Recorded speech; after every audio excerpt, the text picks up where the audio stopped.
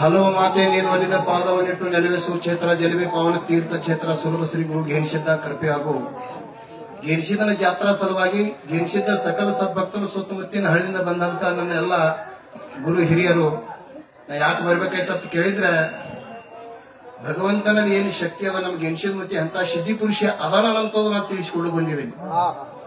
ನೀನು ಒಲಿದರೆ ಹೊರಡು ಕೊಣುವುದಯ್ಯ, ನೀನು ಒಲಿದರೆ ಬರಹಣ್ಣಿಡುವುದಯ್ಯ, ನೀನು ಒಲಿದರೆ ವಿಷವು ಅಮೃತ ಆಗುವುದಯ್ಯ, ನೀನು ಒಲಿದರೆ ಪಡಿ ಪದಾರ್ಥ ನಿನ್ನಲ್ಲಿ ಇರುವುದು ಕೂಡಲ ಸಂಗಮದೇವ ಅಂತ ಬಸವನವ್ರು ಹೇಳ. ಅದಕ್ಕ ಘೇನಿಸಿದ ಮುತ್ಯ ನೆಂಬಿದವರಿಗೆ ಅವನ ಮ್ಯಾಗ ಶ್ರದ್ಧಾ ಭಕ್ತಿ ಇಟ್ಟಿದವರಿಗೆ ಎಂತಾದ್ರೂ ಅಪಘಾತ ಬರಲಿ, ಎಂತಾದ್ರೂ ಕಷ್ಟ ಬರಲಿ, ಯಪ್ಪ ಭಗವಂತ ಘೇನಿಸಿದ ಇದನ್ನ ನೀನೇ ಪಾರು ಮಾಡವ ಅಂತ ಯಾರು ಕೈ ಮುಗಿತಾರ ಅಲ್ಲಿ ಪುಣ್ಯಾತ್ಮರ ಸಾಕ್ಷಾತ್ ಹೋಗಿ ಇನ್ನು ಮೊನ್ನೆ ಆದಂತ ಘಟನಾ ಏನ್ ಭಾರದಿಂದಲ್ಲ, ಮೊನ್ನೆ 4 ದಿನದ ಅಚ್ಚಿ ಕೈಗಾರ ಯಾತ್ರಾ ಕಮಿಟಿಗೆ ಬಂದಿತ್ತು ಅಪಾತಕಾಲ. ನಿಮ್ಗೆಲ್ಲ ಗೊತ್ತಿದ್ದ ವಿಷಯದ ನಮ್ಮ ಅಪ್ಪ ಸಾಹೇಬ್ ಮ್ಯಾಗ ಬಂದಿತ್ತು ಅಪಾತಕಾಲ. 10 ಹೊಂಟ್ರು ಸೋಮವಾರಿತ್ರಿ 5-6 ದಿವಸ ಕಮಿಟಿ ಊಟಿತ್ತು. ಸಾವುಕಾರ ನೀವು ಬರ್ಲಿ ಅಂದ್ರೆ ಜಾತಿ ಹ್ಯಾಂಗ ಸಾವುಕಾರ ಅಂದ್ರೆ ನಾರು ಏನ್ ಮಾಡ್ಲಪ್ಪ,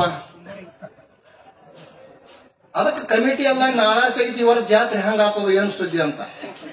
ಅವಾಗ ಪುಣ್ಯಾತ್ಮರೇ 10 ಹೊಂಟ್ರು ಸೋಮವಾರ ನಸ್ಕಿನಾಗ ಪಾಚಕ್ ಬಂದ್ರು ಸಾವುಕಾರ ಗುಡಿಗೆ ಶುಚೀರ್ಭೂತರಾಗಿ ಸೋಮವಾರ ಘೇನಿಸಿದ ಮುತ್ಯಾಗ ಬಂದು ಕಾಲು ಬಿದ್ದು ಮುತ್ಯ ವರ್ಷಿಗೆ ಜಾತ್ರೆ ವೈಭವದಿಂದ ಮಾಡುತ್ತ ಈ ವರ್ಷ ನನಗೆ ಅಪ್ಪ ತಂದಿದಿ, ನೀನು ಜಾತ್ರೆ ಮಾಡ್ಕೋತೇವೋ ಏನಾನು ಬರು ಬಿಡ್ತೇವೋ ಏನು ಬರು ಕೊಡಂಗಿಲ್ಲ ನೋಡಪ್ಪ, ಸತ್ವವಾಗಿದ್ದೆ ಅಂದ್ರ ನನಗೆ ಕಾಪಾಡುವಂತ ಕೈ ಮುಗಿದು ಹಿಡ್ಕೊಂಡಿರುತ್ತ ಸೌಕಾರ.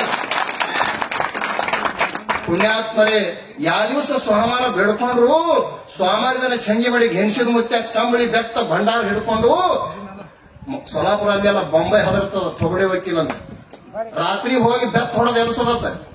ಏಯ್ ಯಾವ ನೋಡ್ದತ್ತಮ್ಮ ಅಪ್ಪ ಇವ ಬೇರೆ ಕಂಬಳಿ ಹೊತ್ತಾನೆ ಎಲ್ಲ ನಾಳೆ ಹಿಂಗೆ ನನ್ನ ಭಕ್ತನ ಕಷ್ಟ ನಿವಾರಣೆ ಮಾಡದ ಸ್ವತಃ ಜಡ್ಜ್ ಆಗಿ ಬರ್ತಾ ನಾಳೆಗೆ ಅರ್ಜಿಡು ನಾನೇ ಅದನ್ನು ನಾನು ಮಾಡ್ತಾನೆ ಎಲ್ಲ ನಿಕಾಲಿ ಇಟ್ಟಿ ಆಗುದತ್ತ. ಪುಣ್ಯಾತ್ಮ ನಿಮ್ ಸೋಮವಾರ ಬಿಡ್ಕೊಂಡು ಹೋಗ್ಯಾರ ಮಂಗಳವಾರ ದಿವಸ ತೊಗಡೆ ಸಾಹೇಬ್ರ ಅಂದ್ರೆ ಇದು ಎಂತ ವಿಚಿತ್ರ ಇಂದು ಇಡಬೇಕು ಏನಾಗ್ತದ ಅರ್ಜಿಟ್ಟು ಪುಣ್ಯಾತ್ಮರೇ ಸಾಕ್ಷಾತ್ ಘೇನಿಸಿದ್ವಿ ಮತ್ತೆ ಹೋಗಿ ಅಲ್ಲಿ ನಮ್ಮ ಭಕ್ತರ ಕಷ್ಟ ನಿವಾರಣೆ ಮಾಡ್ಯಾನ. 11 ಅರ್ಜಿಟ್ರು ಪುಣ್ಯಾತ್ಮರೇ ಉಣಾಸುಟ್ಟಿ ಒಳಗ ಸೇರ ಹೊಡೆದು ಬಿಟ್ಟು ಜಡ್ಜ್ ಆಗಿ ಏನತ್ತ ಜಾಮೀನ್ ಮಂಜೂರ್. ಅವಾಗ ತೊಗಡೆ ಹಾಕಿದ್ರು ಫೋನ್ ಹತ್ತದ್ರ ಅಪ್ಪ ಅಪ್ಪ ಸಾಹೇಬ್ ಏನಾಯ್ತು ನಿಮ್ ಊರ್ ದೇವ್ರು ಬಹಳ ಕಡ್ಕೊನಪ್ಪ ಅಂದ. ಯಾಕ್ರಿ ಅಂದ, ನಿನ್ನ ಕನಸಿನಾಗ ಬಂದು ಕಂಬಳಿ ಹೊತ್ತು ಬೆತ್ತ ಹೊಡೆದು ಎಬ್ಸಿ ನನಗೆ ನಾಳೆಗೆ ಅರ್ಜಿಡು ನಾನೇ ಜಡ್ಜ್ ಆಗಿ ಬಂದವರು ಫೈನಲ್ ಮಾಡೋದಂತ ಆಗ್ರಹ ಮಾಡಿದ್ರೆ ಅರ್ಜಿಟ್ಟಿದ ನಿಮಗೆ ಜಾಮೀನಾಗ ಹೋಗಿ ನೀವು ನಿಮ್ ದೇವ್ರ ತಂದಿರ. ಅದಕ್ಕೆ ಪುಣ್ಯಾತ್ಮರೇ ಅಂತ ಒಂದ ಘೇನಿಸಿದ ಮುತ್ಯ ನೆಂಬಿದವರಿಗೆ ಯಾವ ಭಗವಂತ ನೀನೇ ನಮಗೆಲ್ಲ ರಕ್ಷಣೆ ಮಾಡುವಂತ ಅಪಾತ ಕಾಲದಲ್ಲಿ ಯಾರಾದ್ರೂ ಬಂದು ಕೈ ಮುಗಿದ್ರೆ ನಿಮ್ಗೆ ಪುಣ್ಯಾತ್ಮರ ಜಡ್ಜ್ ಆಗಿ ರಕ್ಷಣೆ ಮಾಡ್ತಾನ. ಕೋರ್ಟ್ ಆಗದಲ್ಲಿ ಬಂದು ಸಾಕ್ಷಿ ನುಡಿಸ್ತಾನ. ಅದಕ್ಕಂತ ಮಹಿಮಾಶಾಲಿ ಘೇನಿಸಿದ ಮುತ್ಯಾನ. ಆದ್ರೆ ನಮ್ಗೆ ದುಃಖ ಇವು ಕಷ್ಟ ಅಪಾತಕಾಲ ಯಾಕೆ ಬರ್ತಾವ ಅಂತ ಕೇಳಿದ್ರೆ ಯಾರಿನಾದ್ರು ಸಂಶಯ ತಗೋಬೇಡ್ರಿ.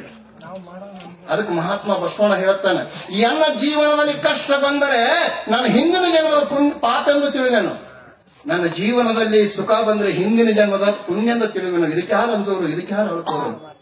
ಅದಕ್ಕೆ ಅಪ್ಪ ಸಾಹೇಬ್ ಬಂದ ಕಷ್ಟ ಅವ್ರಿವ್ರು ಅನ್ನೋದೇ ಅದು ಏನಾದ್ರು ಹಿಂದಿನ ಜನ್ಮದ ಪಾಪ ಇರ್ಬೇಕಂತ ನನಗನ್ನಿಸ್ತದ. ಅದಕ್ಕೆ ಇರ್ಲಿ ಇಂಥ ಅಪಾತ ಕಾಲಗಳನ್ನು ಬರ್ತಾವ. ದೇವಾತಿಗಳಿಗೆ ಬಿಟ್ಟಿಲ್ಲ.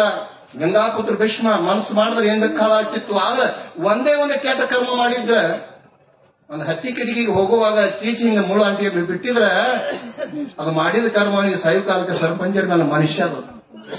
ಅದಕ್ಕೆ ಅಂತ ಯಾರ ಮೇಲೆ ದೋಷ ಕೊಡಾದ್ರೆ ಏನೋ ನಮ್ದು ಹಿಂದಿನ ಜನ್ಮದಾಗ್ಲಿ ಈ ಜನ್ಮದಲ್ಲಿ ಏನೋ ಇರ್ತದೆ ಅಪಾತ ಕಾಲ ಬರ್ತಾವ.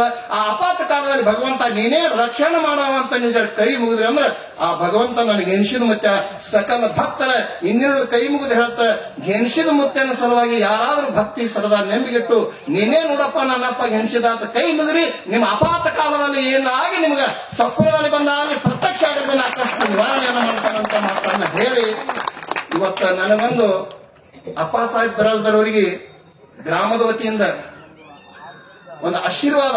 ಪ್ರತಿ ವರ್ಷ ಹೆಂಗೆ ಮತ್ತೆ ಜಾತ್ರೆ ವೈಭವ ಹಾಕೋತೆ ಹೊಂಟದ್ರಿ. ಅದಕ್ಕೆ ಅಂತ ಒಂದು ಆಶೀರ್ವಾದ ಸಮಸ್ತ ಕೂಡಿದ ಗುರು ಹಿರಿಯಲ್ಲ ಅವ್ರಿಗೆ ಆಶೀರ್ವಾದ ಮಾಡ್ಬೇಕಂತ ಇಲ್ಲಿ ಬಂದು ಅವರು ಶಾಲು ಸನ್ಮಾನ ಮಾಡ್ಬೇಕಂತ ಕಳ್ಕೊಳ್ಳಿ ವಿನಂತಿ.